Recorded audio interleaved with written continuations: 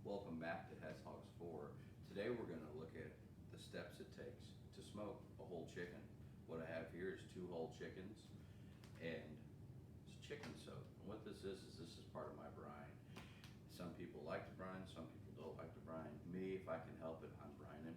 So what I have here, and I've already filled it with water, is I have a brine bucket. You can use whatever you like. What I like about this brine bucket is it has this little lid that you can push down in there, and we'll show you after we put the chickens in.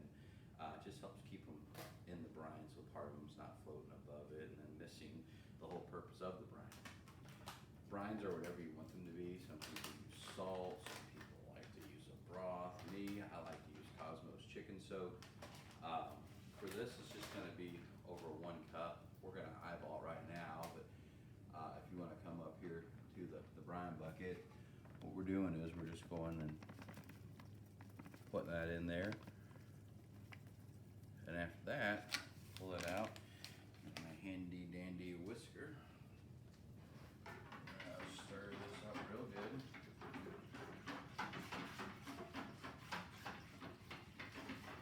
What about you guys? Anyone have a favorite brine you like to use or a special recipe you use when you make your brine?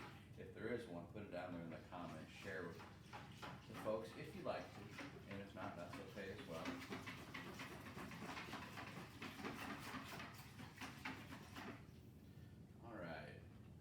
Got that mixed pretty well. But from here, the hard part, we're going to put the chickens in the brine. And these will brine for right at 6 hours. You can over brine a chicken. It's not a turkey. Turkey's 24 hours. Chicken takes 6. Whole chickens take 6 at least. Smaller pieces can take up to 4. If you want to come closer, I'll show you what I mean by how this lid works. So if you look in there, you can see they're kind of floating above. So what we're going to do, we'll put the lid down, press, and then like so, the chickens are not floating above. We'll see you guys in 6 hours. Thanks for watching. And through the miracle of time, 6 hours has passed. What we've done here is we've brined these whole birds for 6 hours. After I've taken them out of the brine bucket, I've rinsed them off, kind of patted them dry, and now it's on to the next step. And what that looks like is we're going to spatchcock the chicken. This one right here, I've already got done and seasoned and ready to go, but I'd like just to show you kind of a step-by-step of how I do it. You may have your own particular method in how you like to cut a chicken. I just have mine. I'm looking for any of the excess fat, excess skin on there. You can leave it on there if you like. I sometimes don't have the best of luck with how that cooks, so I like to trim it. But you do what works for you. This isn't a very hard process at all. But right here you can see it's the whole bird. What we're going to do, it's important you have a sharp knife, is we're going to cut right down the center. There's a bone right in here. We're going to cut through. Be careful. Cut yourself. The bones aren't very strong, so you can usually, once you get it started, just stick your hand in. Having a glove helps. You just want to work to break it best you can. Sometimes you gotta go back at it with your knife, and that's all right. You can kind of hear the bone breaking. So we've opened up on one side, which is fine. Now we're going to start on the second part of it. Really, if you can see it okay, it's cutting right down the center. We're cutting, we're removing that center bone, and that'll make it easier to flatten it out or spatchcock it, if you will, when we put it on the smoker. And that's how I prefer to do my whole birds whenever I'm smoking them. You can do it the beer can style. You can do nothing at all and just put the whole bird on there. It's whatever you choose. But I've just had better luck doing it that way. So we've done that. It's been rinsed. We're going to pat it dry. And after we pat it dry, something I picked up from doing a few of these is spraying it down before I season it. And I like to use this duck fat. It's gourmet duck fat. It's a cooking oil spray. And it's pretty, never mind the cap, that was supposed to happen. It's pretty simple to use. Just spray it. We're going to flip it over. I'm going to flip it over. We're going to push it down. All right. Spray it again. So now we've got it sprayed. So you can kind of see see up there what that looks like. From here, we're going to season it. Now today, I'm using Dirty Bird Hot from Cosmos. Really like Cosmos, really for any of my proteins, but especially on chicken. So don't be afraid. You're not going to over season it. I know that's possible. We're going to get in there, get all around. And after I've done the one, I'm going to use his second one. And for this, it's just a good color combination. It's a good flavor combination. This is Honey Killer Bee. I'm going to do the same thing.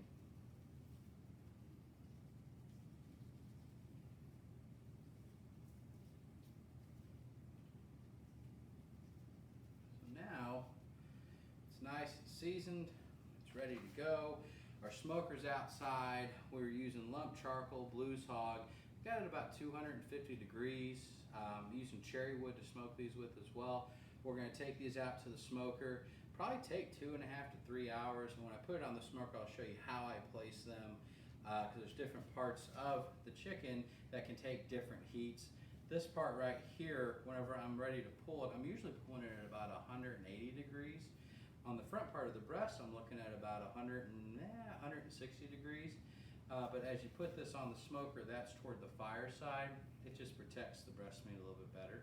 We'll see you guys outside in a minute. All right, now the fun part. We've got our smoker up to just over 250 degrees.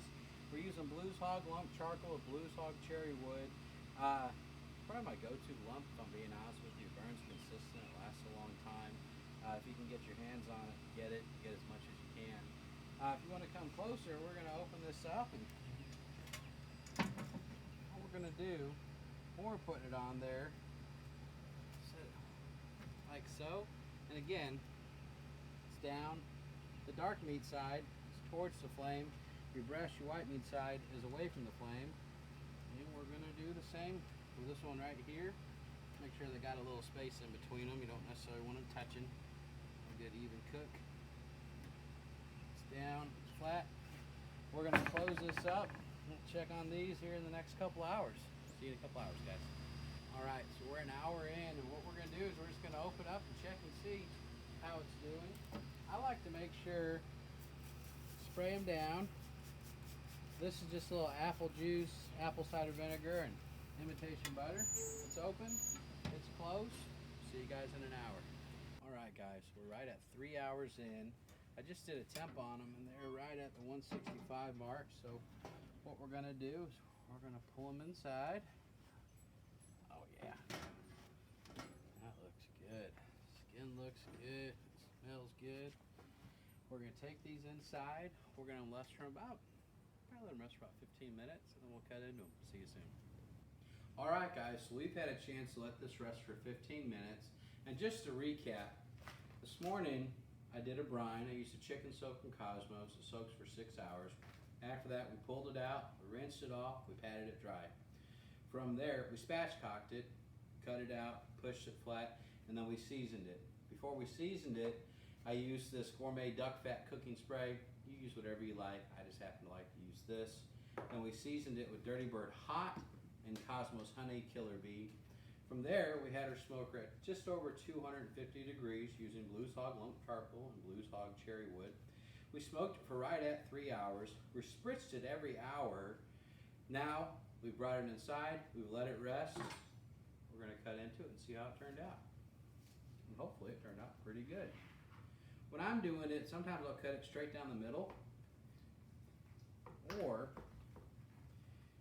let's see, so we can get a good look inside of there. And that's really challenging. But if you want to come up a little bit closer, see, got good color to it. The bark looks great. And really the most important part I found whenever I do this is a taste test. And I always have to have helpers. So let me cut up a couple pieces here and bring up one of my taste testers. Ava, would you like to come up and try a piece of this? Just a little piece. Just a little piece? Now, which Hess hog are you? Are you Hess hog 3? Hess hog 3. Hess hog 3? All right, you want to try that little piece right there? Oh, let me try a piece. What do I think? What do you? Does it taste good or no? It doesn't. It doesn't taste good. Sometimes when something doesn't taste good, we need a second opinion. Reese, would you come up here and tell me what you think? Yeah? You want to try a bite? Mm-hmm. All right. Here you go. You have a bite right there, sweetie. What do you think? It tastes good. It Just tastes good. kidding, it's Oh, just good. kidding, Ava. It tastes good. Mhm. Well, hey, it's Hess Hog 3 and Hess Hog 4 approved. Girls, say hi to everyone. Hi. Thank you guys so much for watching. I hope this helps. We'll see you next time.